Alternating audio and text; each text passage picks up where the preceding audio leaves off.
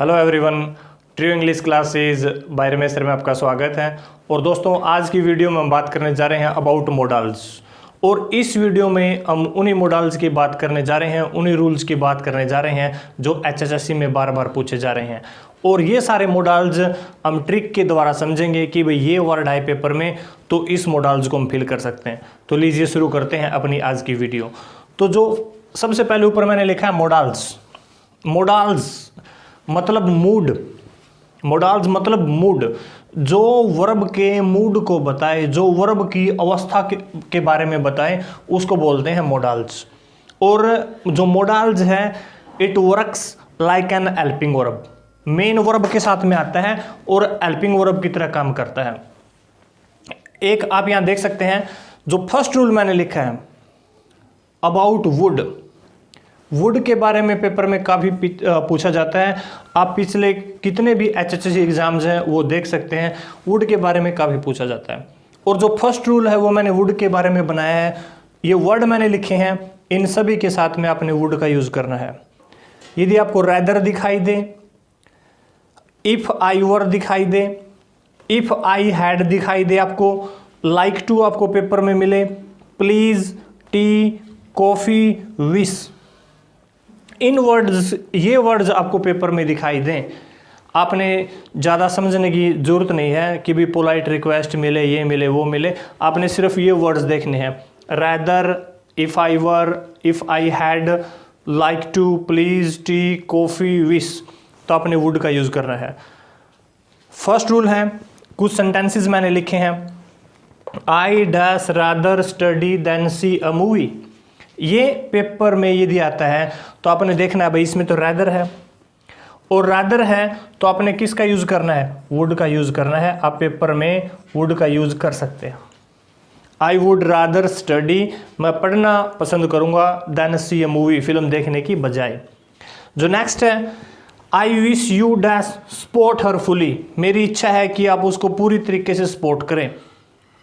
तो आप यहाँ आई विश यू, आपने देखा विश है तो आप किसका यूज करेंगे यहाँ? I wish you would support the farmers fully. Next है, if I were the king I dash make you the chief adviser. If I were, इसमें इफ आई वर, आई के साथ में हमेशा वॉज का यूज किया जाता है, लेकिन वर कब आता है? जब वहां पर इमेजिनेशन की जाए, कोरी कल्पना की जाए। If I were the king, यदि मैं किंग होता तो I would make you the chief adviser, तो मैं आपको चीफ एडवाइजर बनाता। तो कोरी कल्पना की गई है। तो जहां भी आपको if I were, if I had दिखाई दे, तब आपने किसका यूज करना है? वुड का यूज करना है। Rule number second, should, ought to, must. तो सबसे पहले हम बात करते हैं, यदि आपको पेपर में लास्ट दिखाई दे या ड्यूटी की बात है कि भी हमारा करते हुए हैं, एडवाइस की बात है, तब आपने शुड का यूज करना है। ओट का यूज भी कर सकते हैं। यदि ब्लैंक्स के बाद, खालिस्तान के बाद टू है, तब आपने ought to का यूज करना है। Work hard, last you dash fail, देखो यहाँ लास्ट आया है तब आपने यूज करना है should. You dash work hard, you should, क्योंकि ये अपना देखो एडवाइस दिया गया है कि आपने ऐसा करना चाहिए। You dash to work hard, अब भी वही सेंटेंस है लेकिन ब्लैंक्स के बाद टू है, तब आपने यूज करना है ought to, you ought to। फिर अब क्वेश्चन उठता है कि शुड का यूज कहां करना है, क्योंकि तीनों का मतलब है चाहिए, तीनों का मतलब है चाहिए। मस्ट का यूज करते हैं, कंपल्सन, प्रोहिबिशन, मतलब बिल्कुल ज्यादा जरूरी है ये काम, करना ही पड़ेगा ये काम, तब आपने यूज करना है मस्ट का। कंपल्सन है या प्रोहिबिशन, मना ही है, तब कैसे?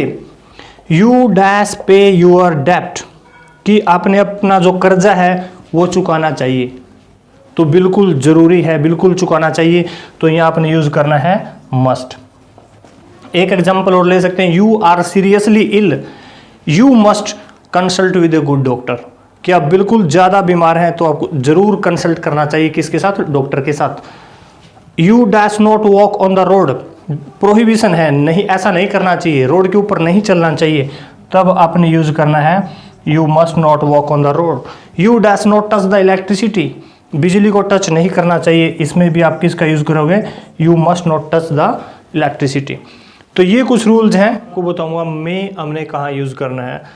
तो आपको यदि पेपर में साइन ऑफ एक्सक्लामेटरी यानी जिसको हिंदी में बोलते हैं विस्मयादि बोधक, ये साइन आपको दिखाई दे तब आपने मे का यूज़ करना है। कई बार HSSC में पूछा गया है। परमिशन ली गई है, जैसे मे आई कम इन sir, may I go now, इस प्रकार के सेंटेंसेस है तब आपने मे का यूज़ करना है।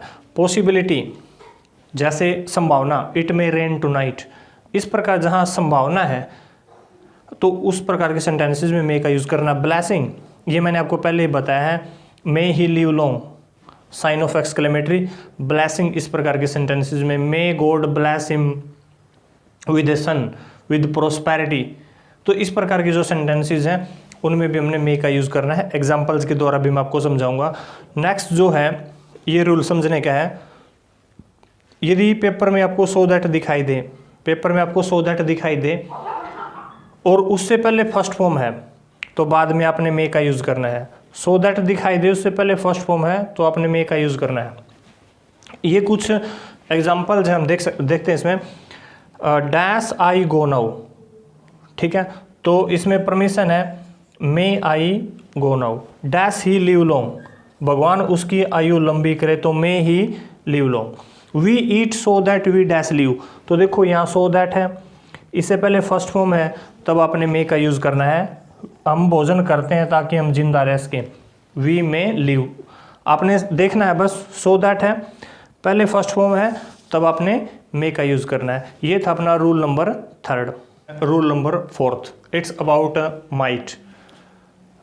यदि आपको सेंटेंस में सो दैट दिखाई दे, उससे पहले सेकंड फॉर्म दिखाई दे तो आपने बाद में जो ब्लैंक्स है उसमें माइट का यूज़ करना है। एक ही रूल है, सो दैट दिखाई दे उससे पहले सेकंड फॉर्म है तो आपने माइट का यूज़ करना है। किस तरीके से, he died so that his country dash live, तो आप देखें यहाँ सो दैट है और इससे पहले सेकंड फॉर्म है डाइड, तब आपने यहाँ किसका यूज़ करना है, यहाँ पर लिखेंगे माइट।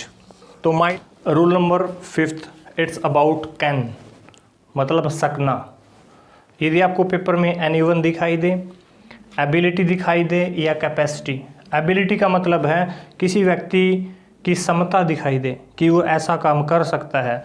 एबिलिटी या किसी की कैपेसिटी आपको दिखाई दे या एनीवन वर्ड दिखाई दे तब आपने कैन का यूज़ करना है। किस तरीके से, जैसे एक सेंटेंस लिखता हूँ मैं, anyone dash make mistake, anyone dash make mistake, मतलब कोई भी गलती कर सकता है तब आपने यहाँ किसका यूज़ करना है, कैन।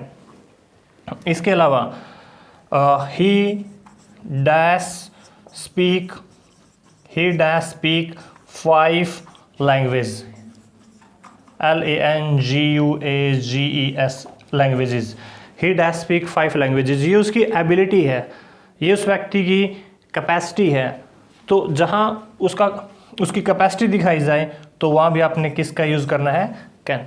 कुड कब यूज़ करना है, व्हेन आई वाज, ये आपने समझना है। व्हेन आई वाज मैंने क्यों लिखा है, आपको पेपर में दिखाई दे व्हेन आई वाज और आई की जगह ही भी हो सकता है, आई की जगह सी भी हो सकता है। तो when I was, when he was, when she was, इस प्रकार के वर्ड आपको दिखाई दे तब आपने कुड का यूज़ करना है, क्योंकि ये कैन का पास्ट बन जाता है। फिर किस तरीके से, मैं आपको यहाँ समझा रहा हूँ एक बार। I dash lift this box when I was in 10th class, ये सेंटेंस आप ध्यान से देखें। I dash lift this box when I was in 10th class, यदि ये सेंटेंस सिर्फ इतना होता, I dash lift this box तो I can lift this box, लेकिन आगे ये मिला when I was in 10th class, तो ये पास्ट बन गया कैन का। तो व्हेन आई वाज, तो इसका मतलब ये पास्ट है, तो पास्ट है तो आप यूज़ करोगे could. He dash climb on the tree, यदि इतना पेपर में दिखाई दे तब आपने यूज़ करना है कैन, लेकिन आगे ये मिला when he was 16 year old, जब वो 16 ईयर ओल्ड था तब, तो इस ही dash climb on the tree, वो ट्री पर चढ़ सकता था कब, जब वो 16 साल का था, तो he could claim on the. About rule number 7, shall will, कि भाई सेल विल का यूज़ कहाँ होगा, कब हम सेल विल का यूज़ करें। तो पेपर में आपको टुमारो दिखाई दे या नेक्स्ट दिखाई दे, यानी फ्यूचर शोइंग वर्ड आपको दिखाई दे तब आपने यूज़ करना है सेल और विल का। जैसे he dash go to Delhi tomorrow, तो टुमारो से आपको पता है फ्यूचर की ओर संकेत है, सिंपल सा सेंटेंस है। तो ही डैश गो, तो he will go to Delhi tomorrow. तो इस प्रकार के सेंटेंसेस जो फ्यूचर की ओर संकेत करें उसमें हम सेल और विल का यूज़ करेंगे। आईवी के साथ आप सेल का यूज़ कर सकते हैं, बाकी जो वर्ड्स हैं उनके साथ में विल। और जो नेक्स्ट रूल है, rule number 8, it's about conditional sentences.